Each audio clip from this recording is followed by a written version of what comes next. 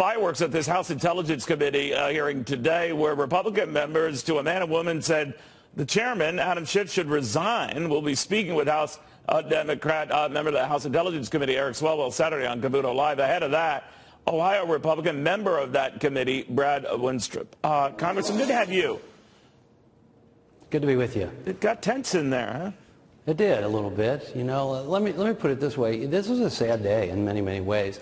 You know, when I first got on the Intelligence Committee, it was before Donald Trump was elected, and it was very nonpartisan. I trusted Adam Schiff, as I did most of the members on that committee, wholeheartedly. But things have changed since Mr. Trump won, and we found out as a group that we no longer could really trust our leader as the chairman of the committee, and we thought it was time that we make our case and give the reasons as to why. You know, he was ready to accept the Mueller report. Now he doesn't seem to be ready to accept it. You know, we know all the comments that he's made over the last few years that he has evidence and has not brought it forward.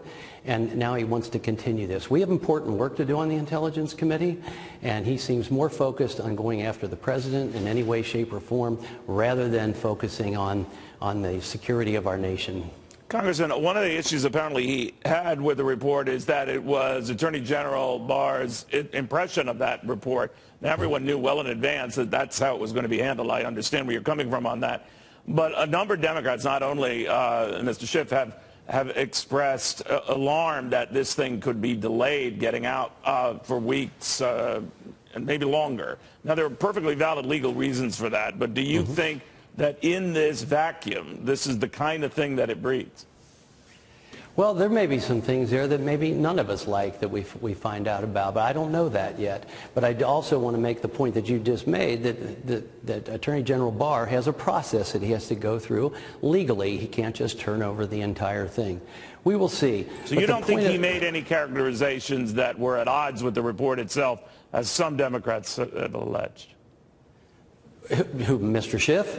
No, that Barr, the Attorney General, took some leaps here that weren't in the report. That's essentially what some of them are saying.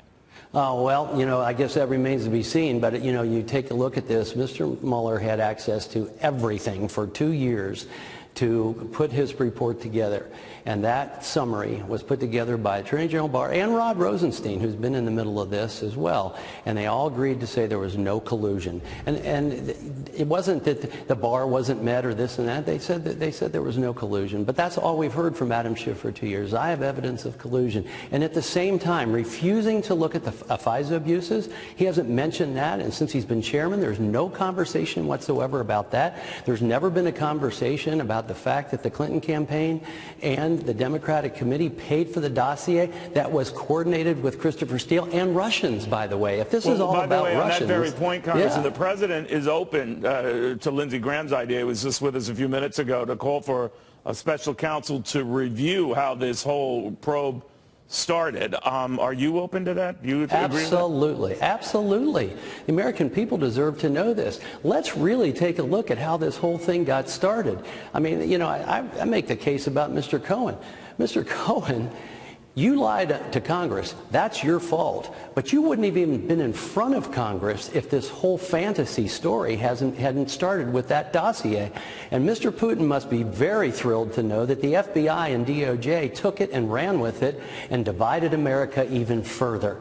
That must be a big day for Mr. Putin. Is it fair to say, though, it wasn't reciprocated, we believe the report at face value, sir, that the Russians were trying to muck up our election? That's pretty clear, right? Oh, that's very clear. I mean, this is something they've always tried to do. No one's in disagreement with that.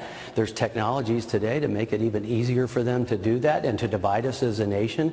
And we're discovering that's where we should be focusing right now, how this whole thing got started and what we're going to do about it in the future. But let's make sure we bring forward all the guilty parties. Okay. Congressman, thank you very, very much. You bet. Now, what the Barr letter says is that Mueller could not establish a criminal conspiracy. That's something you would have to establish beyond a reasonable doubt. It doesn't mean there's not evidence. There is. House Intelligence Committee Chairman Adam Schiff pushing back on the call by Republican committee members to resign from his post. They accuse Schiff of pushing false narratives on Trump-Russia collusion both before and after the Mueller report was completed. Let's bring in two Fox News contributors, Katie Pavlich, she's editor for townhall.com, and Democratic strategist Jessica Tarlov. Great to have you both here. Thank you. Unanimous on the Republican side. There's 9 committee members and all of them signing off on this today. That's what I found very interesting. It wasn't, the usual people who were out in front. It was people who tend to be more reserved in their criticism. Congresswoman Elise Stefanik, for example, Will Hurd, who you just had on the show. This, to me, Adam Schiff is not going to resign. We know that. But this is a matter of Republicans reaching out in writing, putting it in the congressional record that we need some accountability for the abuse of power when it came to receiving classified information, making these allegations publicly, then saying you can't back it up because there's an ongoing investigation, and now still saying there's collusion. The Mueller summary, at least, says there's absolutely no collusion. They can quibble over the obstruction issue, but Schiff is still focused on the collusion part of this, and so Republicans are looking at it as... And he's not the only one. Jessica, people I know that have been saying this was going to be a big deal. They still believe that. Well, it's a difficult day, I think, for Republicans to be making the case that Adam Schiff should be resigning or that this is a bit of a nothing burger and it was a total vindication when we hear from the New York Times that the Mueller report is over 300 pages and the Wall Street Journal says it's less than 1,000. That's a really big range in there, and it's a lot more than 4. And I have not been a collusion truther type of person. Right. But I think when it is clear that Mueller wanted to say he's not exonerated, there's certainly something on obstruction of justice. We should be seeing the report, and I challenge Republicans to answer honestly about how things would work for them if it were reversed. If you had gotten a 4-page summary of a special counsel investigation from Loretta Lynch or Eric Holder that said, no big deal, Obama's in the clear. But Republicans are also asking for the same transparency as Democrats. Not only that, we have this poll here. The CBS poll says that 90% of Democrats want the whole thing released. Republicans say 60%. And I think overall people want to see it released, but I think also released in a responsible way, of course, if that can be done. Well, and not using allegations that were made against people who are investigated to then use that to, again, berate them when they weren't charged. I mean, the justice system in America, that's not how it works. We protect the accused, and just because it's in a report and because it was investigated doesn't mean that that person is guilty. And people like Adam Schiff have been using those kinds of arguments for 2 years to smear a variety of people who worked on the Trump campaign with really saying there was evidence but not providing it. But doesn't it raise some flags for people? We know that there was Russian interference. That was one of the main things the president said didn't happen, and Vladimir Putin assured him of it. So we have that. There was a lot of interference.